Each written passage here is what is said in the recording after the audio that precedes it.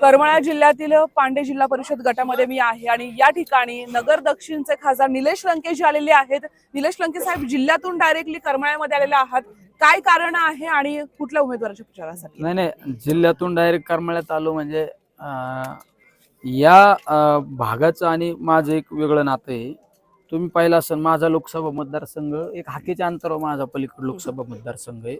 त्यात एक वेगळं अटॅचमेंट आहे आमच्या मतदारसंघाची. पण त्यापेक्षा या भागाचे पांडे गटाचे जे उमेदवार आहे, आमच्या राणी संतोष वारे आणि आमचे दुसरे दीपाली कांबळे असो किंवा शिवाजीराव जाधव असो, हे सर्वसामान्य कुटुंबातले उमेदवार आहे. आणि वारे परिवाराचं माझं एक वेगळं नातं आहे. तर म्हणजे भावाच्या पुढचं आमचं नातं आहे. त्यामुळे आपला भाऊ जर त्या ठिकाणी राजकारणामध्ये, समाजकार्यामध्ये कुठल्या कुटुंबाची पर्वा न करता लढत असेल तर त्याच्या पाठीशी उभं राहिलं पाहिजे.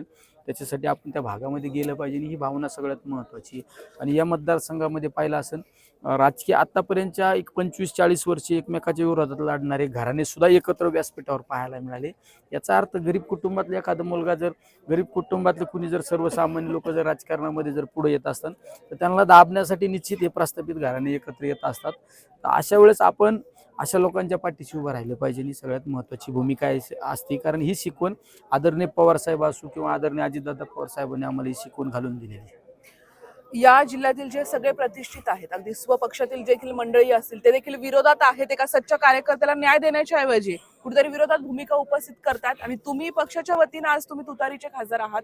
एक शक्तिबळ, एक जनसमुदाय आणि तुमची जी बोली आहे, या सगळ्यामुळे तुम्हाला काय वाटतंय या गटामध्ये काय होऊ शकतं? ही निवडणूक मी अनेक निवडणुका लढवल्या, अनेक निवडणुका जवळून पाहिल्या, माझ्या स्वतःच्या निवडणुका पाहिल्या.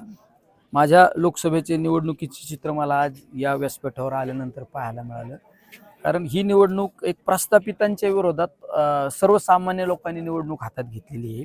आणि ज्यावेळेस सर्वसामान्य लोक निवडणूक हातात घेत असतात तर निश्चित तो उमेदवार चांगल्या मताधिकाने निवडून आल्याशिवाय राहत नाही. कारण हा सगळ्यात महत्त्वाचा जनतेचा कौल असतो. आपण बऱ्याच वेळा म्हणतो धनशक्तीच्या विरोधात जनशक्ती, प्रस्थापितांच्या विरोधात एक सर्वसामान्य घराणे. तर हे सगळे सर्वसामान्य लोक एकवटलेले आहे निवडणुकीमध्ये. तुम्ही पाहिलं असेल, इथं कोणी खादी घातलेला माणूस दिसत नाही. हे सगळे बघा ना, उमेदवार असे, प्रचारात फिरणारे असे, सगळे फाटके तुटके माणसं आहे. आणि प्रचाराला जेव्हा आलो तो पण असाच आहे. ही लंके स्टाईल आहे. लंके स्टाईलने तुम्ही बोलताय.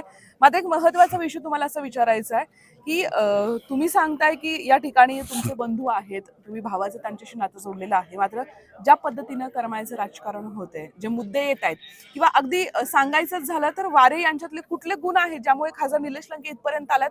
काय आहे त्यांच्या कामाची स्टाईल? वाऱ्यांचा सगळ्यात महत्त्वाचा गुण मी जवळून पाहिला. ज्यावेळेस देशावर नाही जगावर कोविड सारखं संकट आलं, त्या कोविडच्या कालखंडामध्ये आपल्या जन्मदात्या वडिलांचं छत्र हरपल्यानंतर सुद्धा दुसऱ्या दिवशी माणूस कोविड सेंटरमध्ये आपल्या भागातील लोकांना वाचवण्यासाठी थांबला. त्यामागे एकच भावना होती की माझ्या कुटुंबावर जे प्रसंग आला तो तो इतरांच्या कुटुंबावर प्रसंग आला नाही पाहिजे.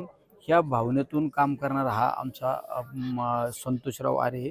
सकाळी 6 वाजता माझ्याकडे आल्यानंतर मला सांगितलं, मी तुमचा भाऊ या नात्याने मी तुमच्याकडे एका अधिकाऱ्याने सांगतो की मला माझ्या भागामध्ये कोविड सेंटर चालू करायचे, मला बेड द्या, त्या ठिकाणी औषधं द्या, त्या ठिकाणी किराणा द्या, मला माझ्या भागामध्ये कोविड सेंटर चालू करायचं. स्वतःसाठी कधी मागितलं नाही, सर्वसामान्य लोकांसाठी मागणारा, सर्वसामान्य लोकांना जीवनदान देणारा हा सहकारी आहे. म्हणून ती आम्हाला सगळ्यात महत्त्वाची भावना आहे.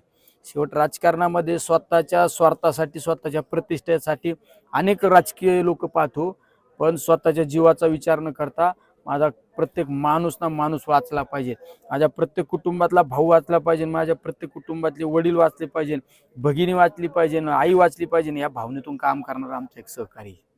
लंके साहेब, सध्या जी काही घटना घडलेली आहे, अगदी काहीच दिवस झालेत, तुम्ही आता कामाला लागलेला आहात, साताऱ्यामध्ये देखील सभा पार पडतात, लोकांचा कसा रिस्पॉन्स मिळतोय? जो पवार कुटुंब आहे एकत्र येण्याच्या वाटेवरती आहे, लोकांमध्ये काही चर्चा सुरू आहे?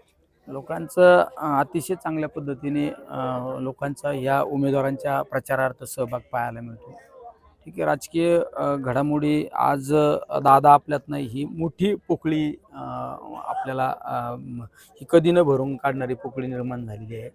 तुम्ही पाहिला असन ह्या जिल्हा परिषदेच्या निवडणुकामध्ये सुद्धा एक प्रत्येक उमेदवाराला एक उमेदवार चॉईस केला का पांडे जिल्हा परिषद गटामध्ये ह्या उमेदवाराला उमेदवार द्यायची. मग त्याच्यावर ठेवलं होतं बऱ्याच वेळा तुला घड्याळाचं चिन्ह पाहिजे का तुतारी वाजवणाऱ्या माणसाचं चिन्ह पाहिजे हे त्या उमेदवाराला चॉईस दिलं. आता काल आम्ही सातारा भागामध्ये फिरलो, तिथं उमेदवारांना घड्याळ चिन्ह होतं, त्या उमेदवारांच्या प्रचाराला फिरलो. त्याआधी मान खटावमध्ये आम्ही एका प्रचाराला फिरलो, तिथं तुतारी चिन्ह होतं. उद्या सकाळी मी जुन्नर तालुक्यातल्या काही उमेदवारांच्या प्रचाराला चाललोय, तिथं चिन्ह आहे घड्याळ आहे. नंतर आंबेगाव तालुक्यातल्या उमेदवारांच्या प्रचाराला चाललो, तिथं चिन्ह घड्याळ आहे. उद्या संध्याकाळी तासगावला चाललोय, तिथं तुतारी चिन्ह आहे. नंतर धाराशिवला घड्याळ चिन्ह आहे. हे लोकांच्या सहमतीने दिलं. आम्ही पिंपरी चिंचवड महानगरपालिकेत, पुण्याच्या महानगरपालिकेत एकत्रित फिरलो आम्ही दादांना. सगळ्या घडामोडी लवकरात घडल्या असत्या, पण आज दादा नाही सगळ्यांसाठी शॉकेबल गोष्ट आहे. जाता जाता एक प्रश्न विचारायचा आहे. ज्या पद्धतीनं पारनेरमध्ये राणी लंके आहेत आणि इथे पांडे गटामध्ये राणी वारे आहेत आणि जाधव आहेत, कांबळे आहेत, जनतेला काय आव्हान कराल? तुम्ही इथपर्यंत आलेला आहात, तर स्थानिकांनी काय केलं पाहिजे, काय सांगा? जनतेला मी हात जोडून विनंती करतो, आपल्यातला माणूस तो आपल्यातला असतो. आपल्यातल्या माणसाला आहे ना निमेराचं कानाला हात धरू शकतो, हक्काने आपल्या कामाला घेऊन जाऊ शकतो. मोठे लोक फक्त निवडणुकीपुरते येणार, मतं घेणार आणि परत आपल्याकडे फिरकत नसतात. त्यामुळे माझे सगळ्यांनी हे सगळे उमेदवार बघा ना, ही बिचारी एका दलित चळवळीत काम करणारी, आंबेडकर चळवळीत काम करणारी आमची भगिनी, या परिवार. आमचा तो शिवाजी मोबाईल शॉपी चालवतो बिचारा. आमच्या ही भगिनी बिचारी त्या संतोषरावच्या पाठीशी पावलावर पाऊल ठेवून 24 तास लोकात धावपळ करते. म्हणजे स्वतः एक महिला असताना सुद्धा रात्री 11-12 वाजेपर्यंत सुद्धा प्रत्येकाला मदत करणारी.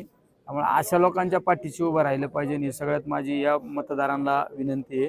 त्यामुळं तुम्ही तुतारी वाजवणारा माणूस या चिन्हासमोरील बटन दाबा आणि आमच्या गरीब कुटुंबातल्या उमेदवाराला निवडून द्या, हीच या ठिकाणी विनंती करतो.